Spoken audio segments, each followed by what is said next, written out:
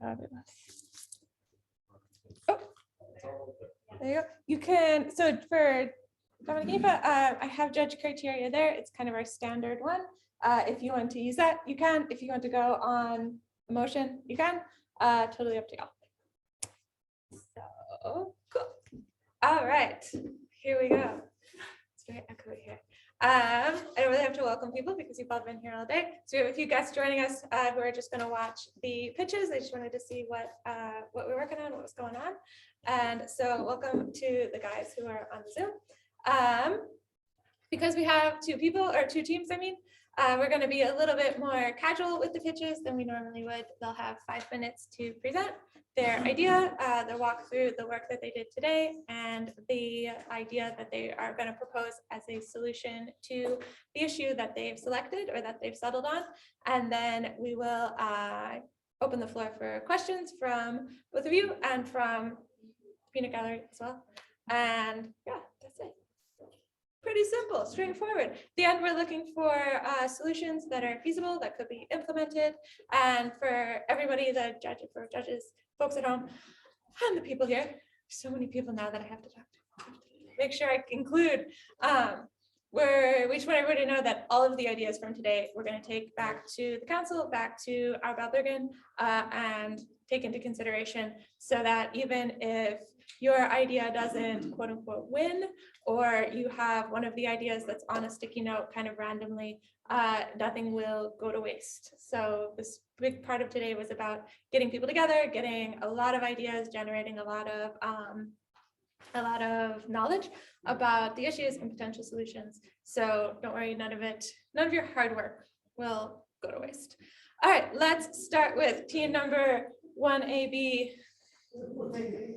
I've just randomly numbered teams.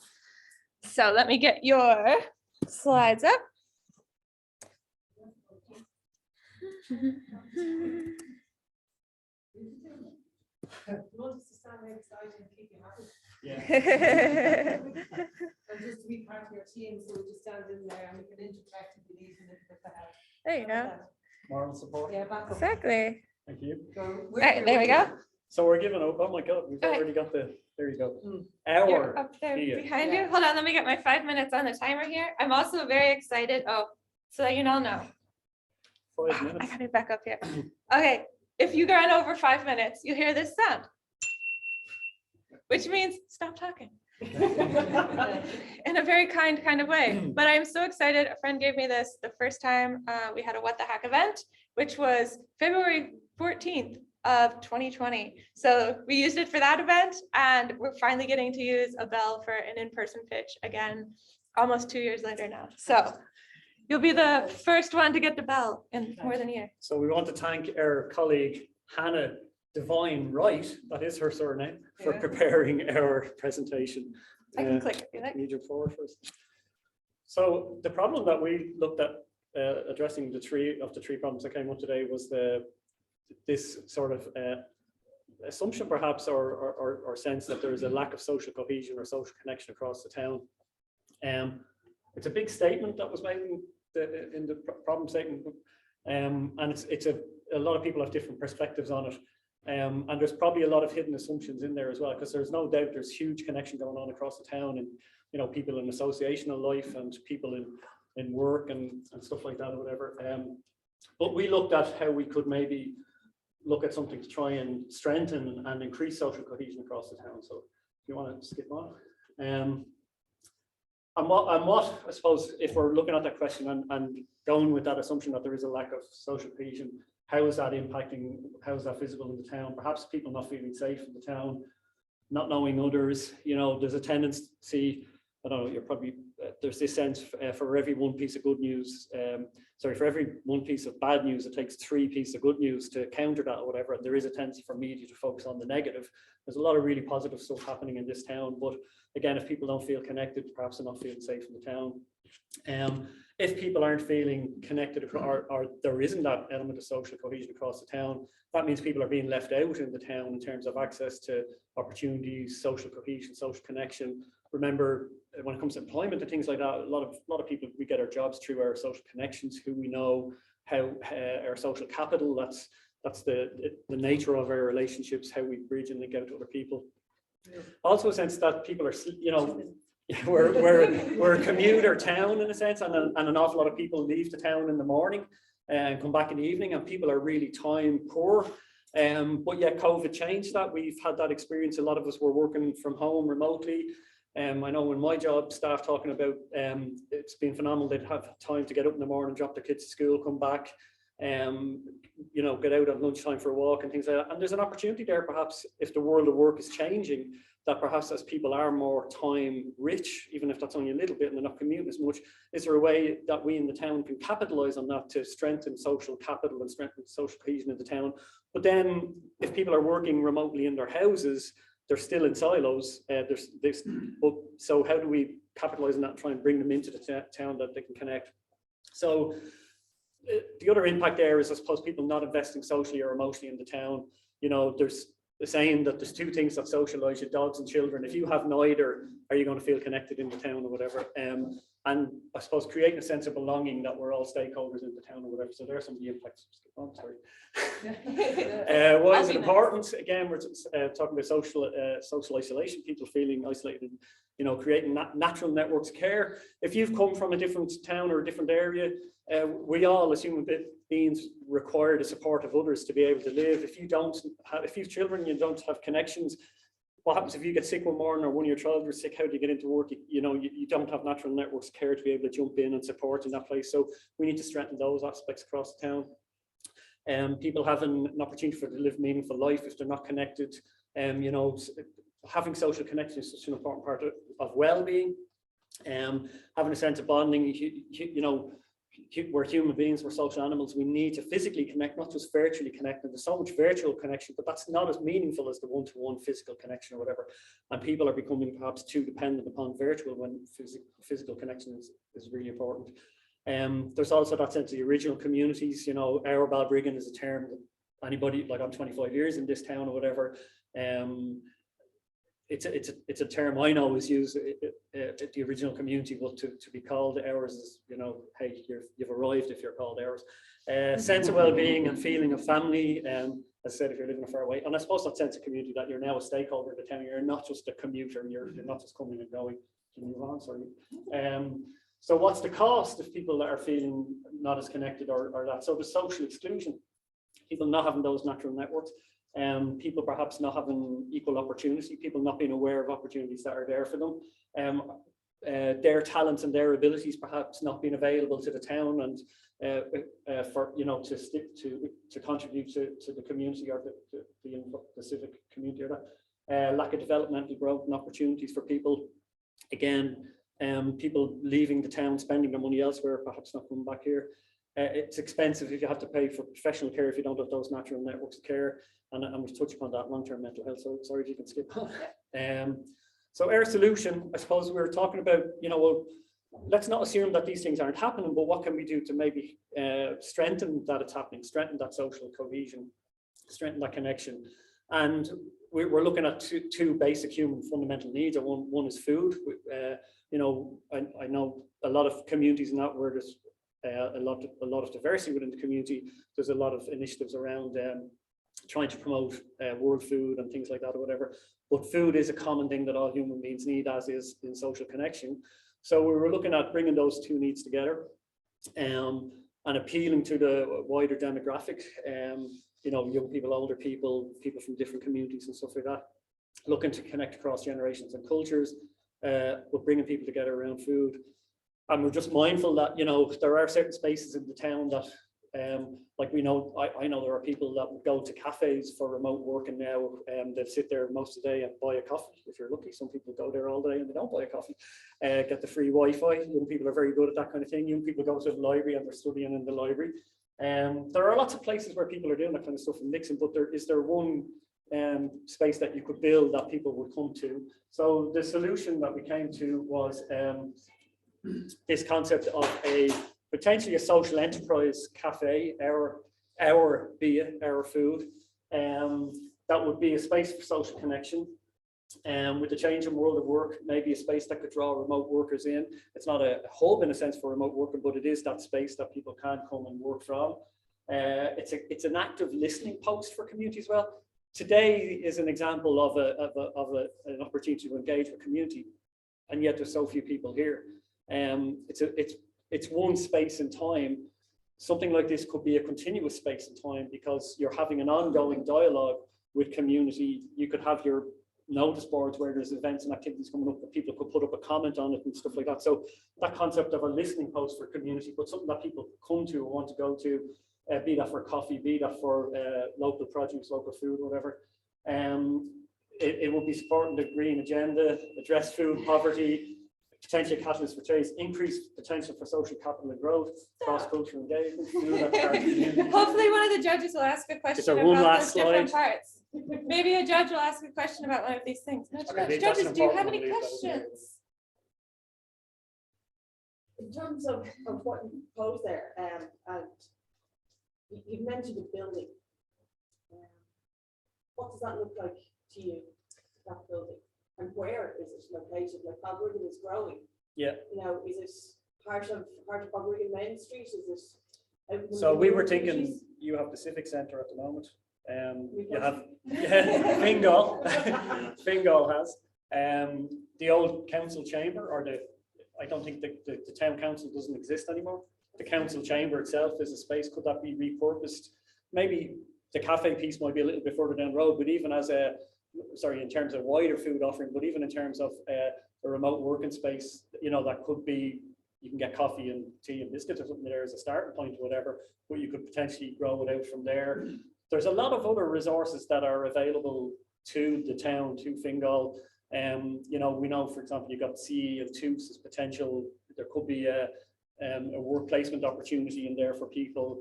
You could get some funding through Leader perhaps, or through Empower or whatever, to initiate something like this and provide a work placement opportunity for people that perhaps aren't able to get work, you know, opportunities. Is the chamber a realistic place to put it though? Like you're talking a 3-story, but it's not. Is it up on the third floor? It's up on the third floor, so people don't see it. And Is it going to activate the street? Is it going to draw people in? Will people know it's there? People go to the library. That was one. Like, could we repurpose an existing building? I mean, I've been to a church in Belfast, right? A Methodist church in Belfast. Very few, a fallen congregation, and the pastor decided to turn it into a kind of a community cafe type thing. Took out the pews and put in circular tables like this. It suddenly became a purposeful building in the community, because people now had a purpose to go there daily as opposed to Saturday and Sunday, if you know what I mean. If you could put it anywhere in the town, Yeah. any building, Down the harbour. right? Yeah. And why would you put it there? Because if I think of Skerries, right, I spend a lot of time in Skerries. Skerries is a wonderful, people walk the South Strand, the promenade around the harbour and back down, whatever. So there's passing traffic all the time around that area. We have potential for great walkways around Balbriggan as well, Martello Tower on up, Braymore back down, and you come back. You might start in the harbour and end at the harbour. You're adding something additionally to that space to draw people into it. The harbour and the beach are probably the biggest assets the town have in terms of physical infrastructure or whatever. And this is going to add something to it as well for people to come to that space and stay there that little bit longer. And it's a natural amenity that we could probably build on a little bit more. I'm really fascinated by, particularly by the idea of food, because I lived in Balbriggan for 4 years a while ago, and I heard when I was here that in autumn the church had a harvest mass. Yeah. So there was this connection with the land, in North County Dublin there's this connection with the land and the production of food, and sometimes you don't often get that. And so and also with the communities here, there's an opportunity around food as well. I'm just curious about how that piece of it will be manifested. So you're talking about World Cafe, but what kind of things do you see happen to enable that? I think there's huge potential. I'm just wondering, what would that look like? As in what activities are going to Yeah, happen what inside. things would I see if I went in one When you day? went in, What might I see happening, or what So might we happen? were discussing that perhaps on each week we would have a different focus. So there might be one week that is around health and fitness. So you might involve some of the sports communities to get involved. There might be another week where it's about historical cooking and maybe the historical society. So you're bringing in all of the local community groups. You're also looking at the green agenda, and you're looking at waste, food waste. and then how to use up what's in your fridge instead of throwing it in the bin. And possibly even putting into the centre of the fridges, the community fridges, where people come and bring the food that's about to go off that anybody can take. So you're kind of bringing a bit of sustainability. And then eventually that could expand. Do you want to go on, Paul? Well, I mean, some of the things that are taking place, you know, Sláinte Care is rolling out as a community aspect of that. Like, so there's a lot of new initiatives coming into areas, healthy food made easy, smoking cessation, and social prescribing. I don't know if you have healthy food made easy in the area at the moment. I have it in the area where I work, but that's where you have a number of community health advocates that are trained in how to prepare healthy, nutritious meals on a budget, and they bring in people from different communities, different community groups, or whatever. They actually prepare a meal together, they eat the meal together, and then people have that recipe for, you know, okay, this is how I can prepare a healthy, nutritious meal on a budget. There's initiatives like that, and so while it's a social enterprise cafe type space as well, it's also a space for anchoring some of those initiatives within the community and a physical space for that connection across the community as well. But potentially it could be like, I don't know if you see now in like a place like Cornwall, another part where you've got people that are in employment but are marginal perhaps in their employment, like fishermen here or whatever. Can you open up avenues for them to be selling their produce off the harbour? I know there's one chap does it already or whatever. They're fishing for razor clams at the moment, but if there were other opportunities in that, likewise for people that are growing organically in this round, like there are a couple of organic farms, like there's one in Lusk now, there's one up there, Walchestown, I think, or whatever, that there's now an opportunity for people to come into this space as well with local produce. Maybe to mention bringing people from all the different nationalities that they can come in and say, this is how to make pasta, or this is how our to make food. sauerkraut, or this is what we eat, and lessons in the food, and then the sharing, and that could even lead to barbecues in the summer on the beach, where it's community gatherings around food. I'm gonna wrap it up there. Sorry. Very short one. Yeah. A very short one. I'm curious. Okay, so you know the council would probably need an office of that space. Who would you see running it? Who would be the people that would be there? Definitely need one coordinator. That's We were, you know, I mean, there's potential things you could explore, like if you, I know, for example, the Department of Social Protection is looking to increase the number of community employment schemes, and they've put out to different organizations, would you be interested in taking that post in a community employment scheme?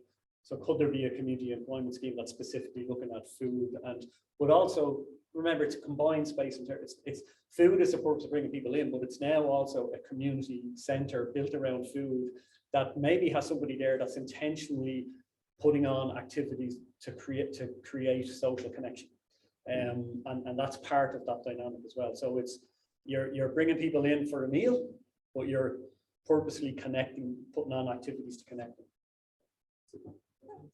Okay. Nice last question. Last answer. Great, thank you. Team number 1/B/whatever. I gave up numbering the teams eventually. All right, team number 2CZ. Come on up. Sorry,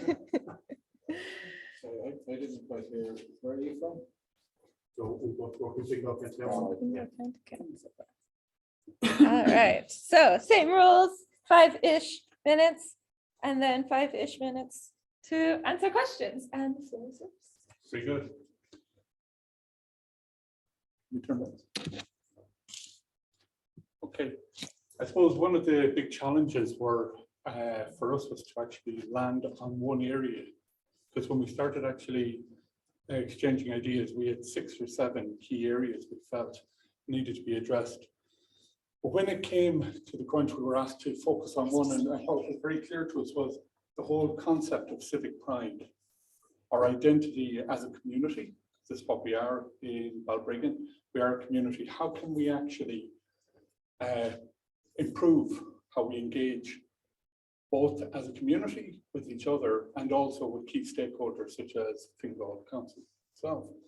And I suppose if you take a look at us in terms of our town profile, I was looking at Fingal's own socio-economic kind of profile of Balbriggan, and you were talking about the level of growth, that there's been 3 times, Balbriggan has grown 3 times faster than Dublin in average.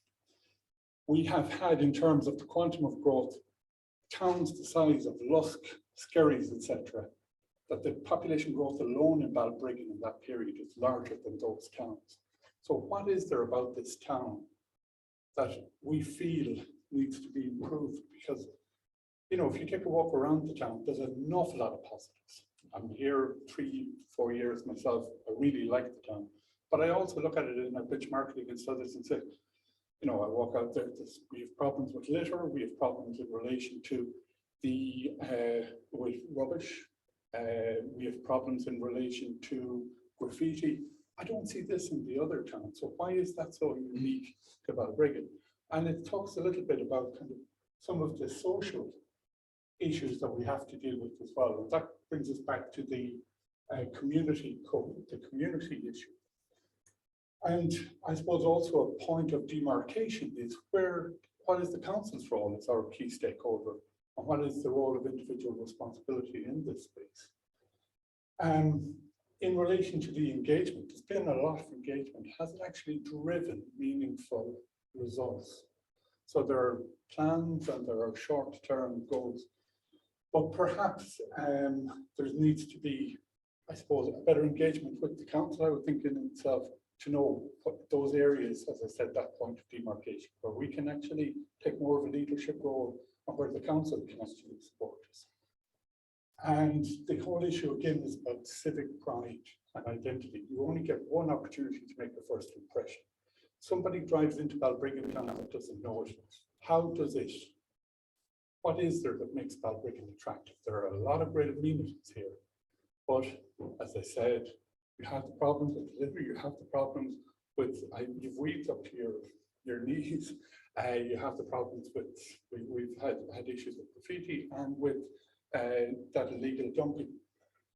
So they all kind of reflect a little kind of that there's a lack of engagement or a lack of identity with Balbriggan as a town and a community.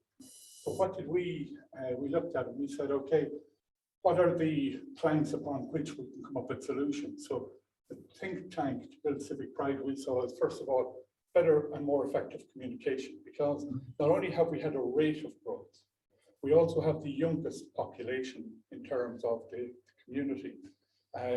Balbriggan is the youngest town, and about 1/3 of our population was not born in Ireland. So there's a lot of community, there's a lot of diversity, and that's all positive as well. But we need to be able to communicate effectively with each other. There are new estates that are on the actual periphery of Balbriggan. So when we talk about the heart of Balbriggan, where is it? Is it in the main street anymore, or is it out there? How are we effectively engaging and coming together as a community rather than as a series of disparate estates within this town?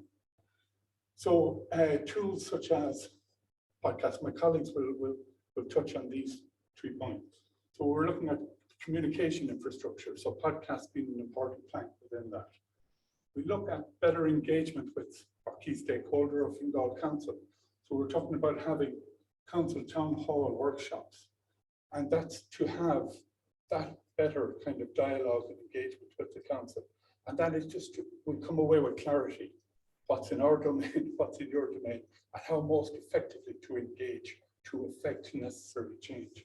And then the third item is, do you mind going back there 1 sec, please? The third item then is just about the tools that are already there that should help address some of those issues, like we were talking about, the aesthetic, you could call it, but it's the rubbish, where you can report to get the council engagement, yet these tools aren't working very effectively. So that's one that's probably straight away in your ball court. Okay. So if I can transfer over that. Yeah. So we had those 3 ideas. I'll talk about this idea of a podcast for Balbriggan, and you're going to talk about the workshop series and the Fix My Street improvements. So I'm on the board of Bromore Educate Together Secondary School, and I was kind of bowled over. I remember after seeing a tweet from the principal of the school just before I joined the board.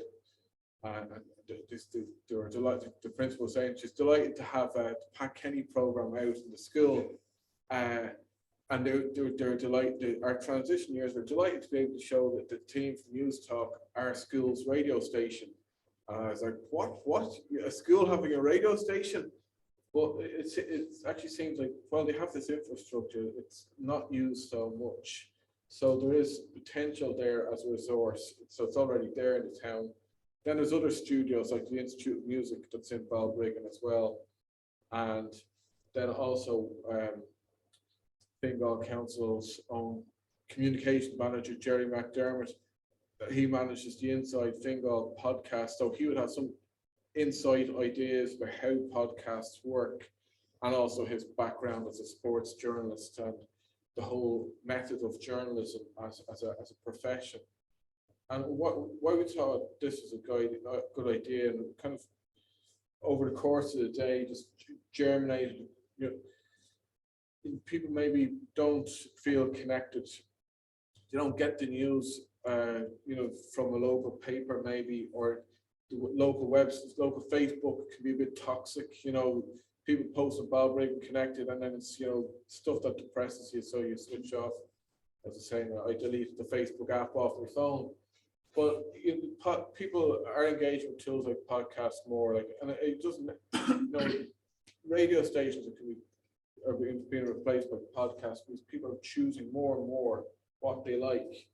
And when you look at the different things the Fingal Council have done in Balbriggan, it's huge engagement. So things like Donald Fallon, the podcaster, his first podcast was did half an hour on Seamus Ennis, and it was a really good listen.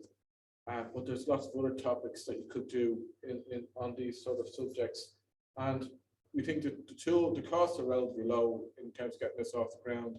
Tools are there, and just requires a bit of drive and partnership between different bodies, including the schools, the Institute of Music, and the council. I'll hand over to my teammate here.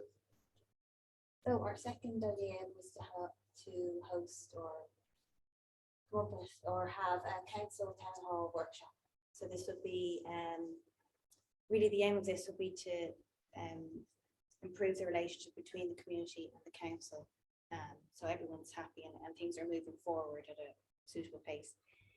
So Q&A session with staff, probably in somewhere like here with an online element. We're thinking just a kind of an evening event, 2.5 hours or something like that, like a discussion forum, and then maybe with stands where people will give information on housing operations and just practical things, how to improve the town, and maybe provide an Balbriggan update.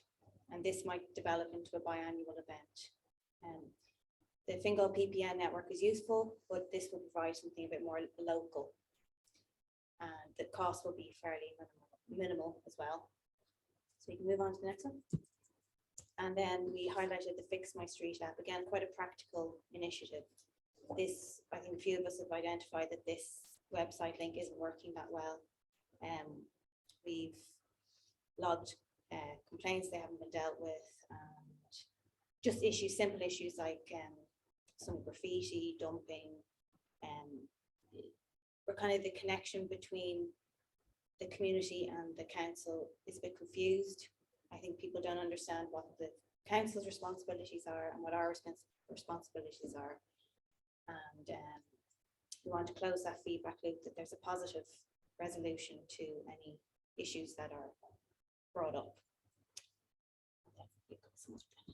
Okay, so finally, we want a kind of positive engagement with the council, all of our propositions, in order to have a safer surrounding and an effective way of engaging with the council. So we thought of having a mediator that will do that on our behalf, and we want the mediator to be responsive and friendly in a sense, so we could easily pass messages and see the results. Guys up there. Right.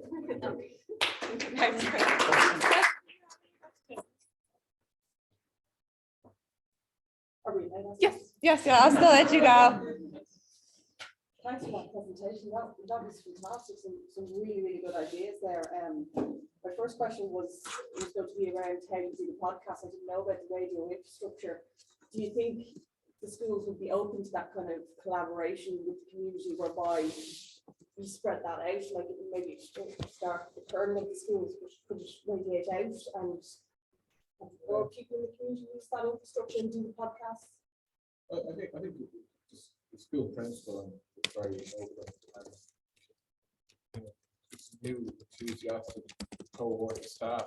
So piece of physical, I'm just on the board, I attend meetings once a month, so it's by finding out, I think there is that openness, and like obviously within schools, very structured environments for communities to go in or out, but I'd say there's possibilities, and notwithstanding that, then there's also the work that the Institute of Music are doing. I can see with a bit of collaboration and the fact that the council has its own communications team, just you could end up quickly move to making this a reality, and I think there will be good engagement from locals if it's presented in an interesting way, interesting, not a worthy way, you know. I think it also feeds into the concept it's what makes Balbriggan different. Why are we unique? We're very rich here in terms of the culture, but from a musical, from an artistic perspective, from a sports perspective, it's kind of a very rich history around here. So again, podcasts are good ways of just disseminating that insight into the historical society here, for interest. There's a lot of sports clubs, there's all of that. And I think the focus is on getting positive messages out about Balbriggan, because there is an echo chamber through social media where everybody responds to the negative, you know. So, you know, if you can kind of put out factual and positive messages, why not? And it's very measurable. It's very measurable. You know, you'll see the platform, if you have it, once it's set up, how many download streams, how many people are following it on Twitter and so on, and comments and interactions that people make. If it flops, it flops, you know, but no great But cost. it's not a social media term. No, I like that idea. Obviously, I know what Jerry is doing all right. And I'm sure that could be shared as well. I like the idea also of it being, you know, this term hyper local, you know, in social media. It's that idea that you get right down to what the community wants. And so these are even, you know, kids playing their sports each week have like another podcast this week, you know, so there's a real connection. One of my aspects of thinking is transition year projects. You know, I could envisage it being a transition year project where you have maybe 2 teenagers who are involved in editorial, 2 involved in reporting, 2 involved in editing, another involved in sponsorship and marketing. You know, they could, and so many skills that they could, that are real life and practical, that they could get from it. No, that's what I think the transition you should have thinking of the success that Balbriggan has had with scientists, for example, you know, things like that in that podcast. But who would you see being responsible for running it? How would you see that happening? So I'm thinking the school could be actually the driver, but I think the council could have a role in supporting it, just because obviously the council has its own experience of running a podcast as well, and then to call in other resources. So yeah, I think you did talk about kind of maybe a board to provide some kind of assistance. we were talking about an advisory board, you know, to it. Like there's people like Darryl Maloney presents the RTE Sports. He listens to Mullen, you know. So maybe he'll be on the advisory board that meet once a month or something like that. Not a big request, but you know, it'll be a useful resource. Yeah. And in terms of the fix my street thing, and it's not working, etc. What's the desire there? You know, what would you like to see it do that it doesn't do now? Apart from not answering the complaint. Yeah, well, yeah. That'd be a I don't basic. know, I suppose that's a bit of an in-house job there to look at it and say, well, are these issues being resolved? Are you having, is it useful for you as well? And is it useful for people? Like I know a couple of things I've logged just went into the ether. And then you're not sure. I think it's part of the bigger issue of engaging with the council to get issues resolved. Like I know you have kind of an email customer care issue and there's a log, and that can be, that's of some use, but Personally, I find it it hasn't worked well for me. Like, it's been kind of, this isn't happening. Your issue isn't happening. I or, found you it know, fixed my it's like- street. I find it functionality. It's, if I want to report a problem, like let's say it's, I see a dumped sofa on a laneway, you know, if you go to the website as it is, I can't actually use it. And I'm not stupid. I can use technology, but it's just not very useful. If you Yeah, go to it's the not website at the moment, user-friendly. it shows you a pin and then, okay, how do I report? You know, so just change the structure. Yeah, And I'm it's sure, just not and then, working. once you change the structure, then advertise it, make sure that people use it. The broader challenge that we have here is that again, it's felt that the council is being responsive. So while you have an avenue for communication, it's not actually working and people don't know whether you've actually received the complaints or not. People get a bit disenchanted and a bit disillusioned as a consequence. So this could be a quick fix, and certainly in terms of the town hall, and that wouldn't that be some very positive news? And then we can actually look at the metrics for Balbriggan, how responsible we are, etc. So there's two elements to it. There's the actual tech, if there's the use, and then there's the actual follow-up. Yeah, Again, can you see that somebody has done something about it? Yeah, like Yes, there's accountability piece, I suppose. I don't think people don't know about it as well. I'm Right, sure a lot of okay, so people, like promotion a couple of is us, yeah. Can I just, on the workshop there, I'm interested in the workshop as well. Who would you see running the workshop? So it would be through our Balbriggan, just Okay. basically an event, an evening event, say, or a weekend event. They would organize and host. Do you think we should take that one step further in terms of, is there a good general knowledge about politics and civics in general? Like going up from school as to what the council does or doesn't do? Yeah, it's informing, yeah, people don't know should I be reporting this to the council? What are they going, is it their job to resolve this? It's not like an us and them, we don't want that us and them thinking, you know, it's kind of to resolve to have more of a we type approach. to Yeah, that. and I was wondering about that as well. I was wondering if it's going to be like that, if it's going to be a community council one, there's an opportunity for it, not just the operations and housing, but you might also have tidy towns and others, so that there are the others, so. But That's something you guys can discuss in your judges' deliberation. One more question. Really fast. I think that's very fair. The sport team over here has That it got, can actually blossom out Shafted. into something more. But I think what it is just to get that initial engagement going. And we were also very conscious that we didn't want to see it become bring your gripe to a town hall. So that's why we said have a moderator.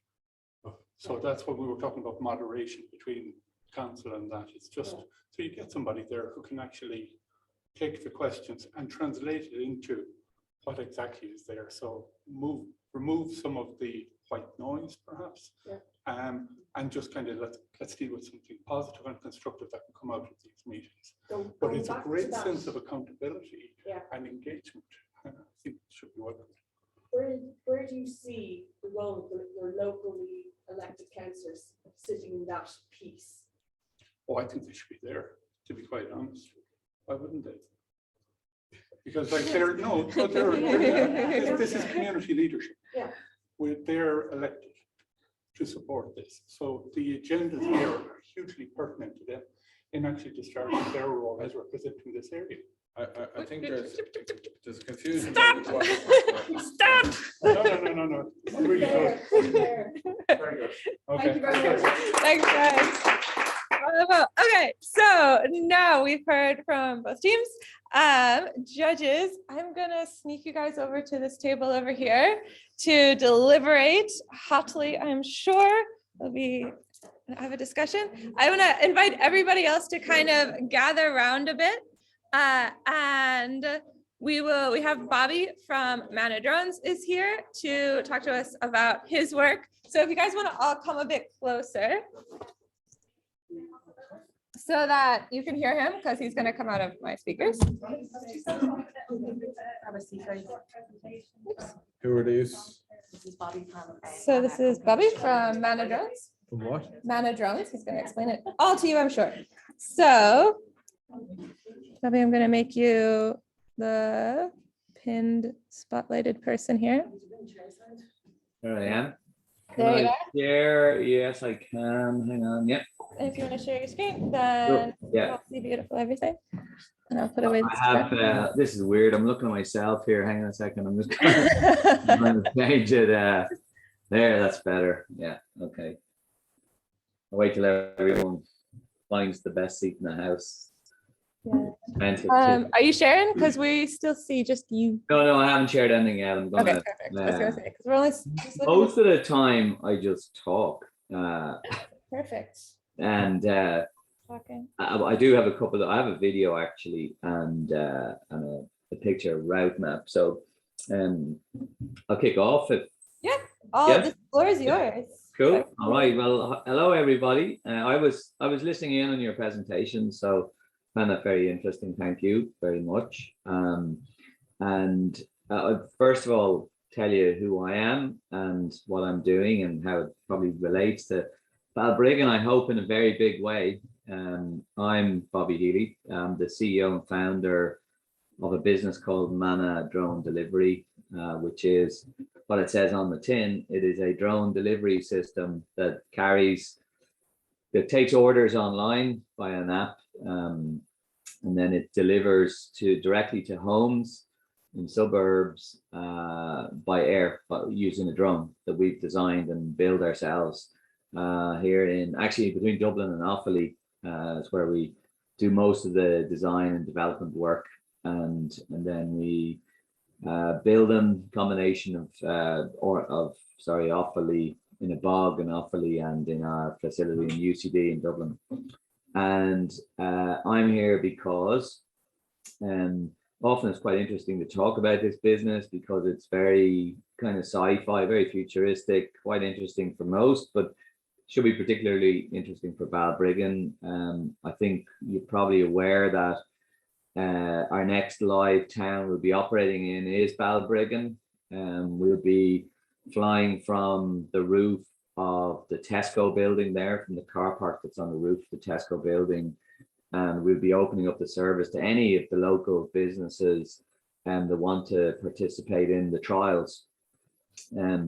We have a European-wide license from the aviation regulator called EASA, which is the European Association of Safety Agencies, under which the Irish Aviation Authority sits. And basically, the way we work is we'll probably put 5 or 6 drones on the roof there. We'll have kitchens, coffee shops, local vendors, local products on top of the building with us. And we'll have ground teams running around. We'll hire about 25 to 30 people in Balbriggan. Once we sign the lease, which we're waiting on, hopefully in the next few days, we'll have the lease signed, and then we're ready to rock and roll. We'll be hiring about 25 people initially on the ground there, locals. We need, the reason we need that is that, while our team will operate from the roof and will essentially, keep an eye on the aircraft, talk to air traffic control in Dublin Airport, things like that. We'll have teams running around the ground in electric cars with bright lights on them, and just helping the local community understand what's going on, to help them use the product when the aircraft arrives, to make sure they don't go underneath it and all that kind of stuff. So it is possibly the most exciting business in Ireland at the moment in terms of technology and just pure madness of what we're doing. But we're serving what's called the last mile industry. So it's that connection between a business and the customer that invariably involves either a cyclist or a motorbike, or usually in suburbs, it'll be a car. It'll be a car sitting outside your local chipper, your local takeaway restaurant, or your local grocery store. In order to come in, and that, the person will get in usually a diesel car, and will drive the 2 miles or 3, 4 miles, whatever it is, to bring, the hot food to the house, or whatever it is. And our mission as a business, we're 75 people in the company now, and our mission is to end road-based delivery. We think that drones flying can replace 100% of road-based delivery. We think it can handle all Irish weather, and no matter how awful it is. We plan to scale obviously worldwide, but we start in Ireland. We've been doing, just so I can show you, we went live in Oranmore in Galway just over a year ago. Oranmore has a population of about 10,000 people in about 2,900 air codes, or homes as some people call them. And we've been flying there about, at peak about 40 or 50 flights a day. It's a small enough town, 40 or 50 deliveries a day. So people come online, they'll order camel thigh or they'll order a coffee, and we wait for the vendor to bring us that. They give it to us, we load it in the aircraft, hit the button, stand back, and it arrives about 2 to 3 minutes after it's taken off. It arrives at the house. I'll actually show you a video. I think a video is a good way to explain it. For some of you may have already seen this, some of you may not. So what I'll do is I'll share a video, and I'm going to show you. I'll explain it first before I show it to you, so you know what's going on. It's about a minute and a half long. This is in Oranmore. It's an evening delivery. I like that because you see our lovely flashing lights, and you'll get an idea of the excitement of a drone delivery. You'll hear a little girl talking about it when it's arriving, and you'll notice that the drone sounds loud. It's not, you can't hear it when it's cruise altitude. It sounds loud because we're using an iPhone to record this video, so it attenuates the particular frequencies of the drone, which are 50 to 90 hertz frequency. And you'll notice the girl's voice is louder in the drone as it approaches, so bear that in mind. So don't be worried about the noise if you're worried about noise of drones. We haven't had a single complaint out of 10,000 people in Oranmore. So I'm going to play the video now. Oh, are you still there? You are still there, yeah. And dinner is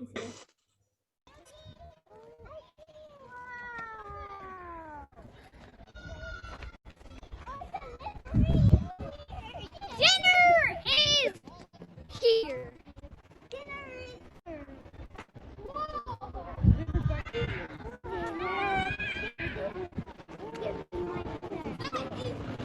I can smell it! I think I can smell it!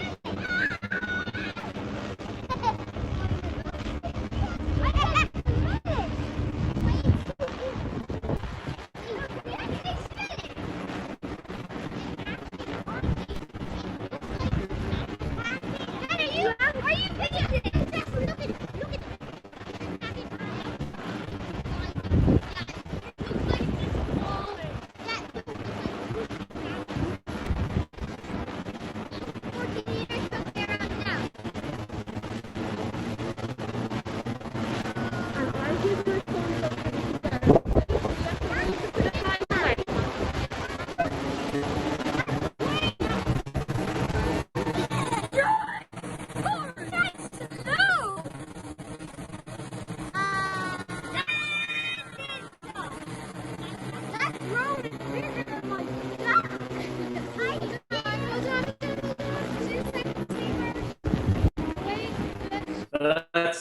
that's what a drone delivery looks like. And it's quite a circus when it arrives for the first time. The people of Oranmore, like any other town, are very proud to have the service. It's kind of put Oranmore on the map. They were featured in Bloomberg, in the New York Times, and the Washington Post, and newspapers all around the world. The world is very excited about drone delivery, so it's not hard to make noise and make a name, with it.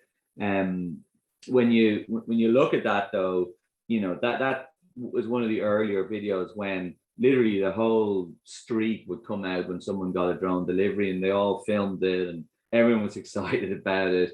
Now people don't come out anymore. They wait for the notification on their phones to say the aircraft is taken off, we're on our way, we'll be there in 2 minutes 20 seconds, and they get another notification when the bag is on the ground, and we say your product has arrived, enjoy, and then they come out of their house and they bring it in.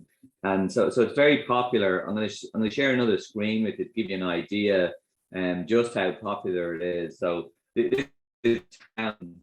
Let's wait for that to, hopefully you can see that now. So this is the town of Oranmore. I like showing this picture because So that's or and more, right? It's about a third of the number of about just over a third of the size of Balbriggan in terms of population and number of houses. Each one of those orange lines is a separate delivery. Bobby, I'm going to interrupt you 1 second. We're not seeing your screen. I didn't know. Maybe put it off and put it back on. Yeah, try that. Hang on.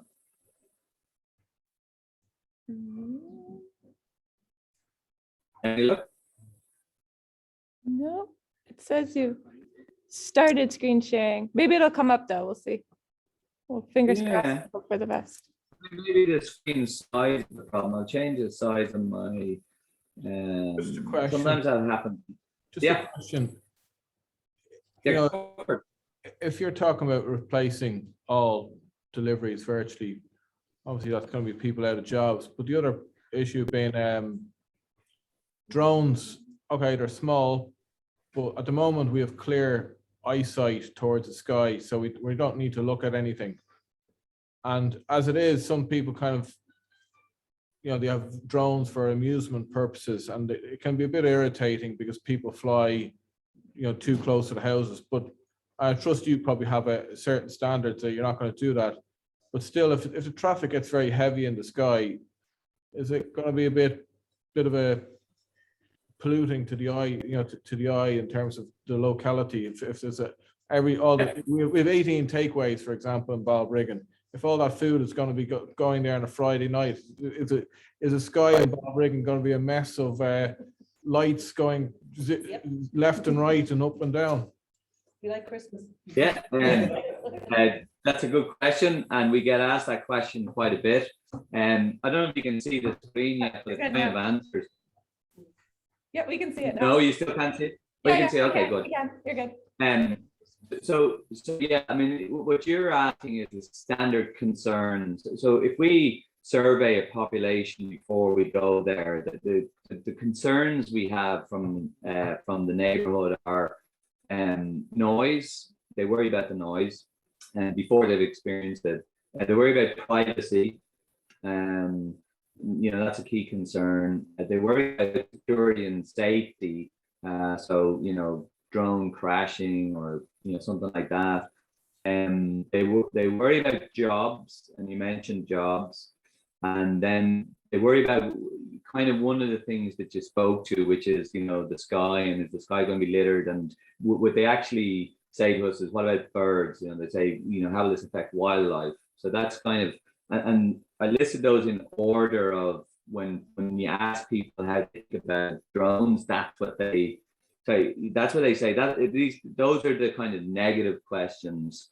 And just to be clear, 98.5% of people in or and more vote for the service. They want to have the service. So 98.5 is very strong, but we don't ignore that other 1.5%. We think they're just as entitled to object as the others that want the service. So just I'll go through them quickly.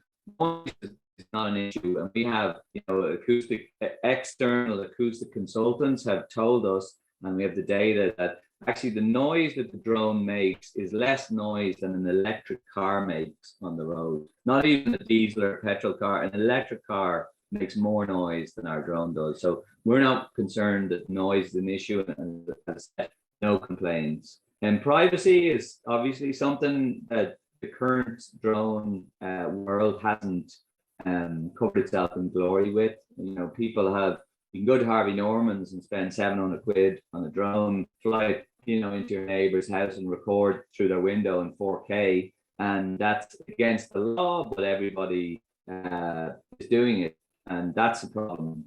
And we're commercially licensed by the aviation regulator. We're not allowed to do that. Even if we wanted to do it, we'd be breaking the law, and we've no interest in doing it. So we don't record any information. We don't have any customer details. We don't know the phone number, the name, the email address, the IP address, nothing of the customer.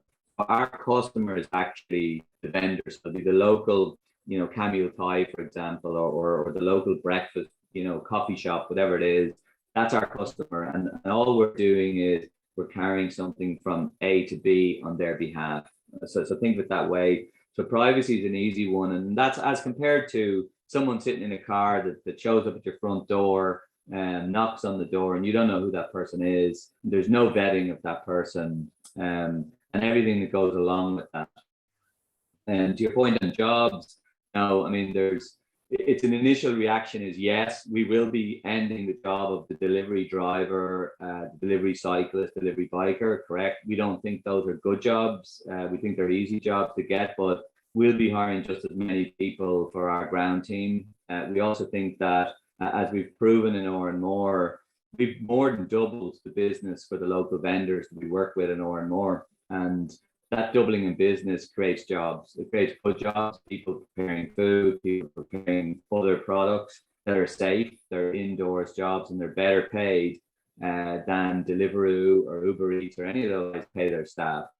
So yes, while those delivery driver jobs are there and they're easy to get, they're not good jobs. And arguably, they're jobs that take advantage of the young people that perform those jobs. So we're very happy to hire technology people. We train them, we give them pensions, and we give them proper full-time jobs. And you know, you only have to look at what PwC or Ernst & Young or any of the big consultancies have said around drones. Drones will be a net creator of jobs. They'll enhance the economy. In the UK market, for example, PwC believe that commercializing the drone airspace will increase GDP by 1.9% and create 600,000 jobs just in the UK alone. And you know, to your question on busy airspace, you know, you mentioned there's 18 takeaways in Balbriggan. There's about 17, I think it's 16 or 17 in Oranmore. We work with every single one of them, and we do all of that delivery with just one drone in the sky. We have two, we only fly one concurrently. So I think you can see that map there. That's running about 40 to 50 deliveries per day. One drone will do about 80 to 90 deliveries per day, depending on how much you stretch them out for. Balbriggan will be, we think, about 2 or 3 times that number of deliveries, simply because there's way more people there. And it might actually be even more because Balbriggan's a very young community, average age 31, I think I saw in one of the presentations. So young people drive, you know, a lot more deliveries than older people, and so therefore we think, you know, it could be 4 or 5 times. So it could be upwards of 200 flights, between 100 and 200 flights a day, we think, on the Saturdays and Sundays. You only need 5 drones for Balbriggan, so it's not going to be a traffic jam of like 300 drones. No, less. We don't, to be honest with you, we don't know. Like, I'd love to tell you we know. It really depends on how much the local community behave, you know, what the behavior is like. So do they go nuts for it and use it all the time? And but right now we're anticipating between 4 and 6 drones, and that's kind of the way we think it would be. Yeah. Most of the flights, it's funny, you know, half of our volume in Oranmore is for coffee. So people are ordering from the local coffee shops, they're ordering a croissant and a flat white, something like that. So you'll get that, you know, 8 a.m. to kind of 11 a.m. traffic. Those are the ones you'll see. The evening ones, you know, you go out in the evening, at the busiest period, I'd say 4 or 5 aircraft in the air. It's a large landmass, you know. Balbriggan is, well, we're operating in 2 kilometer radius. So what's that, 12, something, 3.14 times 4, yeah, about 12 square kilometers. You'll see them, you know, to be, you know, some people love them, the odd person won't. But I can tell you one thing, birds don't care about them. You know, birds see them and they don't care. If the drone is going towards a bird, the bird just goes up or goes down, and we haven't seen it as an issue. But there are a lot of, you know, I don't presume too much here. You know, Balbriggan is the 3rd time we've operated. The first one was Moneygall, second one more, and now in Balbriggan. You know, there's a lot we still haven't, we still don't know. But so far anyway, you only have to look at this map, and if I hover over, like, you know, 40% of the households in, like, 40% are using the service on a regular basis, and they love it. And you know, if I hover over, if I just, you know, zoom in a bit here, and to give you an idea, and if I just hover over, I'm gonna move that a bit. Let me know if you cannot see this. Probably this Oh, looks actually, okay, on our but- side, you've frozen. So let me pause this for a second and then put it back up and see if you come back on. The internet is being a bit How about janky on our now? You're side. good. We see your map, but we can't see you're still. I'm still. We have a lovely I'm still actually picture moving. of you and a voice. I don't know what's going on. Can you see the You do look very Can you calm. see that? You see that white box there with the, when I hover the mouse, can you see a white box appearing with the No, word everything bandito? is gone. Still, everything is broken. Everything's frozen. Oh, Clearly, no. everybody Okay, I'm came gonna back stop with the phone sharing. option. Let's stop sharing. How about now? Can you see me? No, No, now not you've yet. disappeared completely. But you can hear me. We can hear you though. You're fine. That'll We can hear do. you well. That'll do. That'll do. I hope you can continue to hear me. So I'm going to assume you can. Yeah. So hotel broadband. I'll get Yeah. you. I think I saw somebody was on the broadband committee there. Are you? Was one of you? I thought I saw one of the names. Anyway. Look, so 40% of the homes use the service regularly, and you know that's compared to normal road-based delivery. So Deliveroo or Just Eat or one of those guys, they typically get 15% of their local catchment area using the service.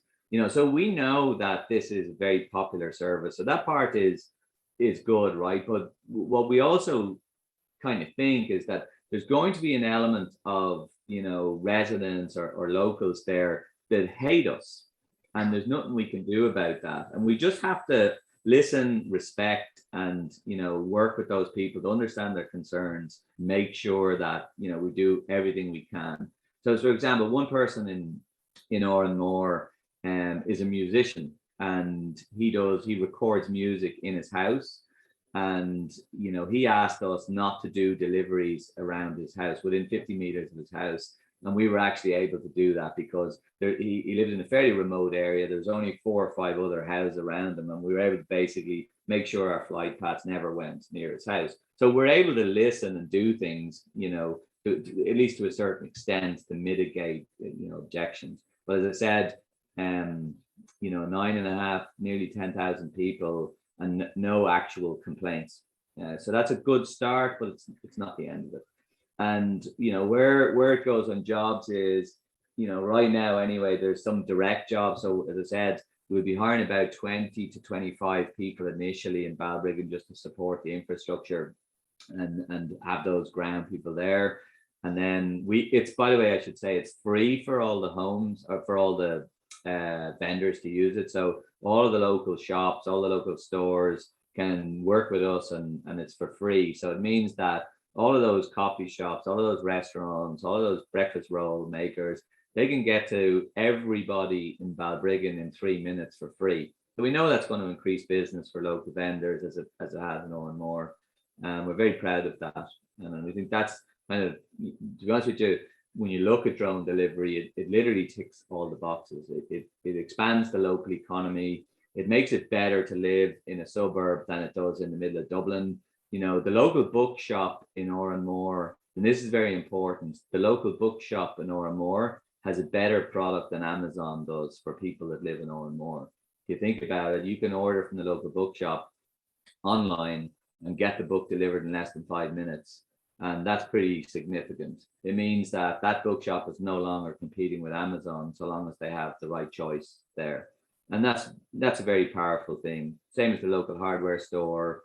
We have someone in Oranmore that bakes cakes and gets those cakes delivered. We have all of the local cafes. We have, you know, honestly, as far as I'm aware anyway, every single one of the local vendors that has perishable products, so prepared meals and so on, works with us.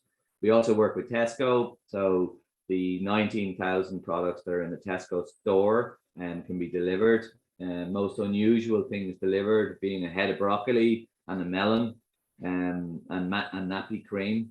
We also deliver pharmacy, so you can get anything you need from the pharmacy delivered in 3 minutes. And we did a project with the HSE, and we'll be extending that to Balbriggan, where we can also deliver prescription medicine. And that's another very important tool. But can we, just because we're going to start to wrap stuff up, and Bobby, we've kind of hijacked your talk a little bit with questions. Whoop, there you're back. You appeared in picture. So we would just want to let you, if you had any specifics else that you wanted to share, maybe we'll ask one more question and then we'll wrap things up. No, that's it. I'm done here. If there's any questions, I'm very happy We to have answer. one more then. Just was more of a point, maybe with, if you could incentivize packaging, reduce packaging or give extra perks to businesses that use compostable packaging, and that might just be something to consider. We actually require businesses to use compostable packaging. So for example, our coffee cups are 100% and lids are 100% compostable. We give those to the vendors and they have to use those cups. And the reason that is that they also have this really tight lid that we need for the transit. And so 100% of our deliveries are in compostable packaging. Compliance by force. Wait, we're gonna ask one more. Just, do you only deliver to fixed addresses, or do you deliver to? I'm just thinking, there's gangs of kids drinking on the beach and they run out of beer at night time. No, we only deliver to air codes, and you have to have a credit card to purchase something.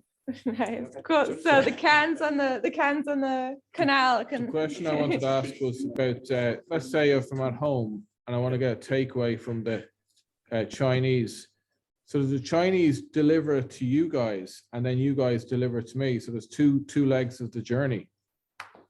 No, so they'll be on the roof with us. So most of the vendors that we're working with initially will be on the roof of Tesco with us. So they'll be dedicated to our service. So their whole takeaway section will come from us and it'll be prepared on the roof of the Tesco building with us. Now, there are other vendors that, I forget the name, one of them is a breakfast place and they'll run the product to us, but they're only a couple of 100 yards away. So yeah, there'll be two legs in that case. Nice. Well, I'm looking forward to having, I said jokingly one time when somebody was talking about drone delivery years ago, that I would like to have somebody deliver scones on the morning by drone.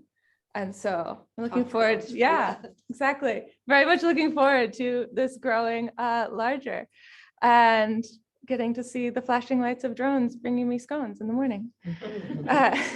Yeah. So thank you, Bobby, so much for coming in very and welcome. sharing with us. We got Pleasure, and best of luck, everybody, and we'll see you soon. And Thank you. Thank you so much, Bobby. thank you. Bye-bye. Bye-bye. Carl. We have Carl on screen now. All right. So, oh, Michael, sorry. We're going to turn Michael back around. All right. So I have the results from the judges' deliberations. First off, and I say this every time we do an event, that if you didn't win today, don't worry, because it's not about winning.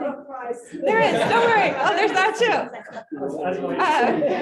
Some would say, you didn't stay in the first place. But there's a first place loser prize too, so don't worry.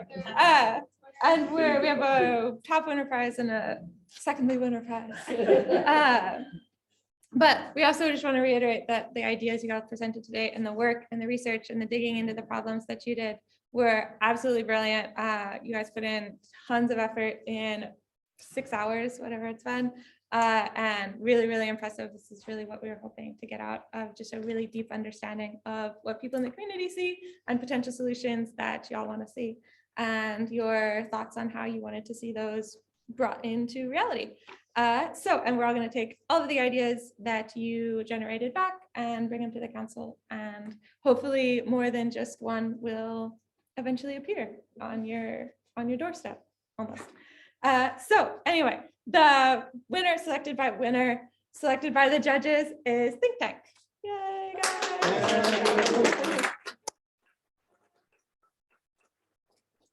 Second runners up.